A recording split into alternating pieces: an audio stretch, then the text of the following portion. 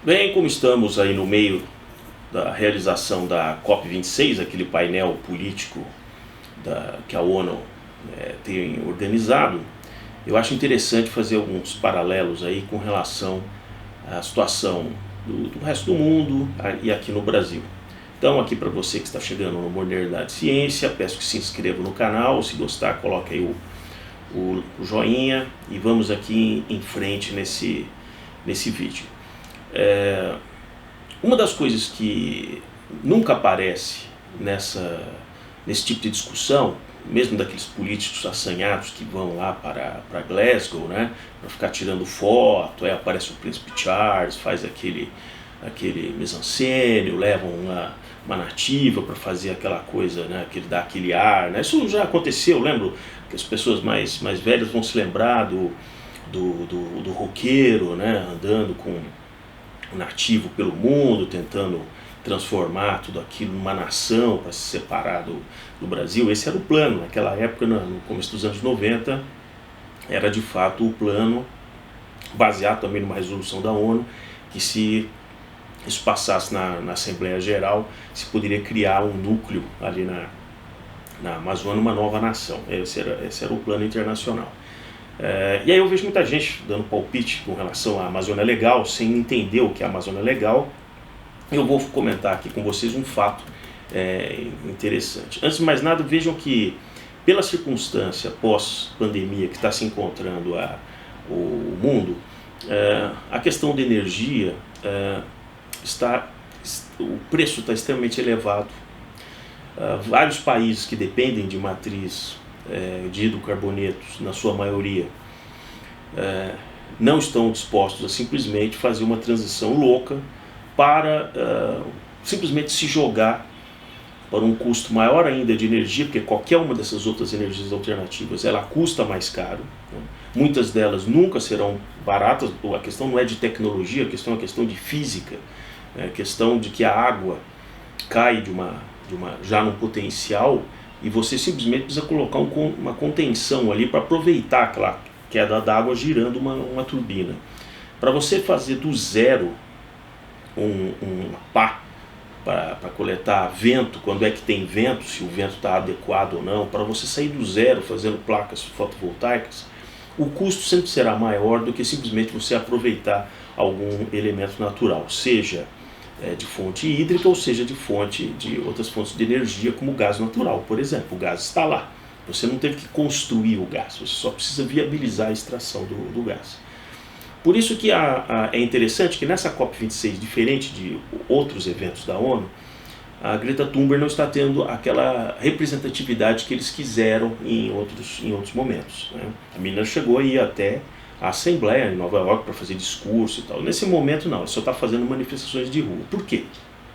Porque principalmente o pessoal do núcleo do G7 já entendeu que, olha, China não vai topar reduções drásticas agora, ela que consome 50% do carvão no mundo. A Índia também não. A Índia precisa ainda durante muito tempo de energia barata para aquela população também de mais de 1 bilhão. Os Estados Unidos também não. Os Estados Unidos sabem que a energia também é uma questão geoestratégica, então eles não vão fazer isso. Essa questão da emergência climática é muito mais uma jogada para que se tome atitudes imediatas, como já tem muitos especialistas e ambientalistas dizendo, não, isso aqui é um fracasso, tem que começar a fazer já, senão nós não vamos conter o tal de 1,5 graus até metade do século, essa coisa toda, como eu já comentei aqui outras vezes, como se os vulcões, a radiação solar, a aproximação, o afastamento da Lua, o El Niño, Laninha e tal, tivesse alguma coisa a ver antropogênica. Qualquer fenômeno natural você pode chamar de extremo. Um terremoto tem uma quantidade de energia liberada que cresce exponencialmente conforme a magnitude, né? E assim, outros eventos naturais sempre foram extremos, né? Então não venho dizer que simplesmente agora que estão tendo eventos extremos, né? Agora vamos ver alguns dados com relação ao Brasil, por isso que é importante conhecer melhor a situação do Brasil. A Amazônia Legal teve um processo 50 anos atrás de uma expansão muito grande para toda aquela região, todos aqueles estados que fazem parte, 10, 11 estados fazem parte da Amazônia Legal, por uma questão de integração nacional. Ainda hoje a gente tem gargalos ali como Roraima, sem abastecimento de energia direto, poucas vias que chegam em Manaus, a gente viu isso durante a pandemia, as restrições logísticas para chegar em Manaus. Então, 50 anos atrás, sem internet, sem grandes meios de comunicação por satélite, era fundamental você ter estradas que levassem ou trouxessem as pessoas, mantimentos e mercadorias daquela região. Muito fácil dizer hoje, não, mas por que essa estrada está fazendo aqui no meio da floresta? É a única maneira de você integrar aquela região naquele momento. Então vamos ver, por exemplo, a situação do Pará. O Pará é o segundo maior estado do Brasil, 1.240.000 quilômetros quadrados. Só o Pará é maior do que vários países da Europa juntos. Só que o Pará tem uma característica interessante. O sul do Pará é a região realmente onde tem a maior parte da exploração, tanto mineral, hídrica e agrícola. Está naquela borda daquela fronteira agrícola que veio subindo do Cerrado, do Mato Grosso, e chegou até o sul do Pará ou o norte do Tocantins, né?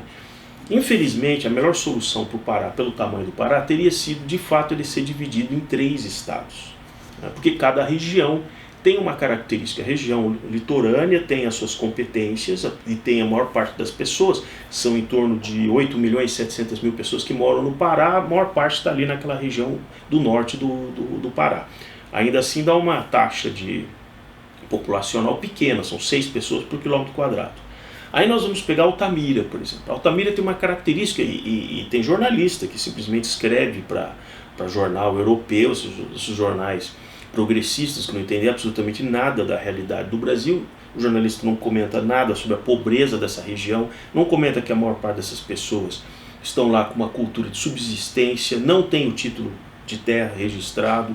Quando se fala em questão fundiária, rapidamente esses mesmos jornalistas aparecem para dizer que vai se oficializar a grilagem, vai estimular que outras pessoas façam a mesma coisa. Então vamos ver Altamira, né? É o maior município do Brasil, com 159,5 mil quilômetros quadrados. Ele é da dimensão do Acre, né, que são 164 mil quilômetros quadrados. Como ali vivem, vamos dizer, em torno de 120 a 140 mil pessoas, pela estimativa, né, desde a realização do último censo, e pela construção de Belo Monte, que está ali bem próximo, né, de Altamira, houve realmente um acréscimo da população, que no censo em 2022 a gente vai ter o número certo. Mas vamos ficar com esse número entre 120 a 140 mil pessoas. O município é tão grande, mas ele é tão gigantesco, que se você dividir todas as pessoas pela área do município de Altamira, dá menos de uma pessoa por quilômetro quadrado. Nós vamos chegar ali entre 0,6 e 0,7 pessoas por quilômetro quadrado. Então é uma região extremamente difícil de você controlar o que está acontecendo, principalmente para a capital, que é Belém, né? Então, apesar de ser uma região muito rica, muito promissora, Altamira, historicamente, onde nasceu a Transamazônica, o quilômetro zero foi lançado ali em Altamira, e hoje, sem dúvida, que é uma região com grandes conflagrações, com grandes interesses ali. Agora, ninguém fala dessas pessoas, ninguém fala em como resolver esse problema fundiário, só fala na natureza, dos bichinhos da floresta, dos nativos que ali residiam há muitos e muitos séculos, né? Sem entrar no detalhe, né, de que muitos desses nativos quiseram sim ter contato com o homem branco que foi para lá. Houve uma simbiose. Eles ensinaram, por exemplo, o homem branco como é que dominava aquela paisagem ali com a coivara, por exemplo. Se vocês pesquisarem, uma técnica indígena de colocar fogo, um fogo controlado, para depois você plantar, naquela época, mandioca, milho, algum outro tipo de vegetal. Só que, por ser uma monocultura, a terra ia ficando exaurida. O que eles faziam depois de algum tempo, quando viam que a produtividade caía? Eles simplesmente desmatavam outro lugar, botavam fogo em outro lugar. É assim que foi feita a coivara, e que em grande parte dos fazendeiros brasileiros aproveitaram a fazer isso na época antes do plantio, colocar fogo para coibir toda aquela questão do mato. Então eles têm poucos equipamentos, cortam algumas das árvores, os índios também cortavam parte daquelas árvores, para abrir espaço para eles poderem trabalhar. Então não é verdade que, não, basta que é nativo, tem toda uma preservação contemplativa da natureza. E mesmo os conflitos entre tribos, né, que historicamente se sabe que a antropofagia era uma coisa bastante comum nas terras brasileiras. Muitos dos nativos aderiram ao homem branco com medo de serem dizimados por outras tribos. A gente tem isso até o sul do Brasil. Sempre existiam núcleos que praticavam a caça ostensiva de outras tribos. Existem até poemas, poetas e historiadores desde o século XVI, XVII no Brasil que falavam sobre esse hábito aqui. Então essa glamourização só porque é um povo original, como se diz, não é verdadeira. Ali também você tem outros problemas sociais que tem que ser cuidados, né? Uma das coisas, por exemplo, que foi muito útil, por exemplo, no contato com os homens brancos, não só a questão das ferramentas, mas também de outros animais que eles não tinham, como o cavalo, os cães. Os cães passaram a ser olheiros ou escutando coisas que vinham da floresta. Em muitos desses lugares, muitas pessoas, ao tentar ir para um rio, eram dizimados ali por bichos selvagens. Então era uma vida muito dura, não é simplesmente uma facilidade, vivendo num nirvana. Agora me surpreende muito que em locais como esse vão os governadores, tiram lindas fotos, falam de planos, como que nós vamos preservar a floresta e tal, e não se fala das pessoas, não se fala do contexto social dessas pessoas que realmente se misturaram a vários nativos ali. A população ela é bastante misturada, né? Aí vejam, por exemplo, coisas que são feitas sem o lado sociológico. Quando se decidiu criar a reserva lá em Roraima da Raposa Serra do Sol, já por vários anos se plantava arroz ali, em terras que de fato eram ali dos nativos. Em vez de se caminhar para um modelo muito parecido com o modelo americano, onde as terras podem ser utilizadas, mas as pessoas que são originárias daquela região devem receber royalties por aquela atividade econômica, não. A ordem foi simplesmente uma área gigantesca. Roraima, praticamente 40% é de reserva indígena. Os fazendeiros que estavam ali há muitos anos foram obrigados a sair, e aí se criou um problema social que era de todas aquelas famílias que tinham sido formadas entre aqueles agricultores e as comunidades indígenas de Roraima. Isso é um fato que é muito pouco divulgado, né? Aí a pessoa teve só duas opções: ou ela abandonava o marido, o companheiro, voltava para a sua origem ali, a sua aldeia, ou ela abandonava a sua família original, a sua aldeia, já vivia muitas vezes ali nas fazendas, mas tinha um contato próximo com a aldeia de onde aquela pessoa era oriunda. Então, algumas pessoas decidiram abandonar aquilo, outras pessoas decidiram abandonar a própria família. E o que restou nessa região, pelo que se tem levantado? Aumentou enormemente o contrabando, né, de minério, quer dizer, mineradores aí acabaram indo para essa região que ficou ali como reserva indígena. Outros, os próprios nativos perderam o seu sustento, porque muitos deles trabalhavam para esses fazendeiros no cultivo. Eles são proibidos, eles próprios, de cultivar a própria terra para uma exploração comercial. Então não dá para plantar arroz, por exemplo, para eles venderem, né? E virou uma região realmente muito mais pobre do que era antes, né? Então essa região, por exemplo, que eu estou citando aqui do sul do Pará, passa por uma questão muito semelhante. Nós vamos fazer o quê? Deixar Altamira ser o que é, com todos esses poceiros, com toda essa situação calamitosa que tem, ou vamos ficar aqui dizendo, não, para tudo, não desmata nada? Está chegando a um ponto nessa COP26, de que eu já vi entrevistas aí de especialistas, doutores, que diz o seguinte: não, se o Brasil aceitou coibir o desmatamento ilegal, também não pode ter desmatamento legal. Mas como assim? Como não pode ter o desmatamento legal? Quer dizer, nós vamos deixar aquilo de pé lá naquela região? Se é para fazer a coisa correta, 20% só pode ser desmatado, 80%. E hoje, para aqueles que têm título de propriedade, que foi feito o geoprocessamento, se sabe exatamente a área daquela propriedade de produção agrícola, perfeitamente se consegue medir e dizer assim, olha, você invadiu uma área e vai ser punido, por isso vai ser multado, você vai ter que recompor essa... Agora, o que ocorre é que para aquelas pessoas que não têm título de propriedade, você não consegue nem autuar. Você vê que houve o desmatamento, você descobre que ali é uma terra, por exemplo, da União, só se você pegar a pessoa em flagrante. Mas quando isso não acontece, todo mundo nega e diz, eu não vi quem desmatou. Agora, na hora que se parte para fazer, como tem se tentado nos últimos anos, a regularização fundiária, colocando um marco temporal até aqueles que foram para lá numa determinada data, um tamanho coerente com a atividade média ali de tantos alqueires que eles podem deter por família, né? Não, se bloqueia isso, vem ativistas internacionais, vem ONGs dizer que aquilo é para fomentar o desmatamento cada vez maior e tal. Então, esse tipo de especialista não tem compromisso sociológico nenhum. Muito bonito.